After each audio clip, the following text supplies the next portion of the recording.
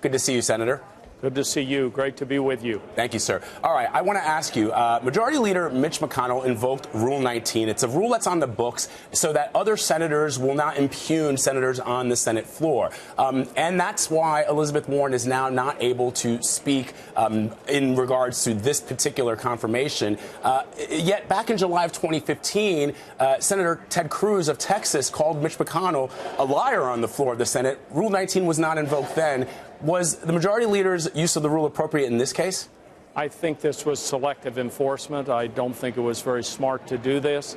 And I hope what we're seeing now is not these Trump tactics of being against dissent and debate now applying to the Senate. And you know, this was a letter by a renowned civil rights leader's wife, Coretta Scott King.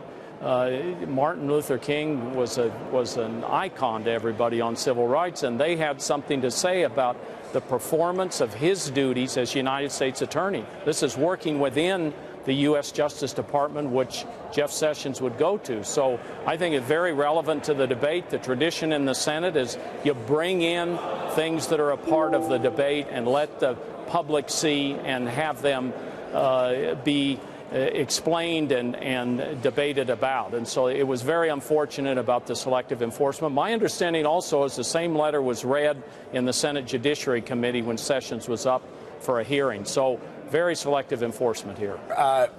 The letter that was read and the rule that was invoked by the Senate against Elizabeth Warren, I've been checking. The last time that I can find that it was used was back in 1979. Lowell Weicker of Connecticut, John Hines of Pennsylvania.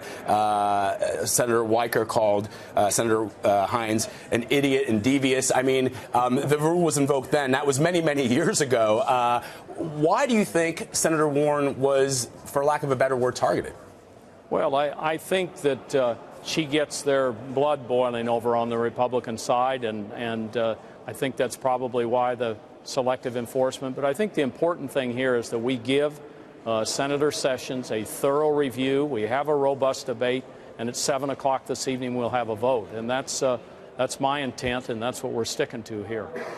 But it doesn't seem, sir, that when you look at the math, to be honest, that Senator Sessions will have any sort of issues going forward. So what do you do when he becomes Attorney General? How does Congress fight back when you and your party believe that there could be potential action that you won't agree with in the future? Well, I think the important thing is as we move along, just like with President Trump, if there are things that happen we believe are illegal, like the Muslim ban, or actions are taken at the Attorney General's office we believe are illegal, we stand up to them. We fight. We make sure that people understand what's going on. I mean, that's the heart of our democracy. And this whole issue right now is essentially a fight about our democracy, because Coretta Scott King was saying that Jeff Sessions prevented African Americans from voting, that he aggressively, as United States Attorney, prevented that from happening. That should be in the record, and it should be debated, and we should look at the full record here. No doubt about it. Yeah, in fact, we have the letter here, and in it, Coretta Scott King writes, Mr. Sessions has used the awesome powers of his office in a shabby attempt to intimidate and frighten elderly black voters. For this reprehensible conduct, he should not be rewarded with a federal judgeship. But this was many years ago, sir, sure. And the president has accused Democrats of delaying his cabinet votes on purpose, intentionally delaying it. Is that what is happening?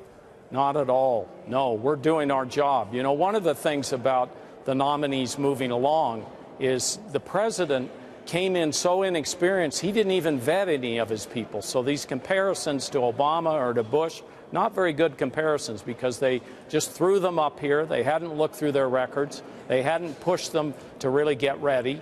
And so we're doing the lion's share of the work right now, and we're not going to back off from that. We're going to stand tough. We're going to ask tough questions. We're going to do all the debate, and that's the way this government works. They're the executive branch. We're the legislative branch. Our job is to do advice and consent and then take a vote, and that's what we're doing.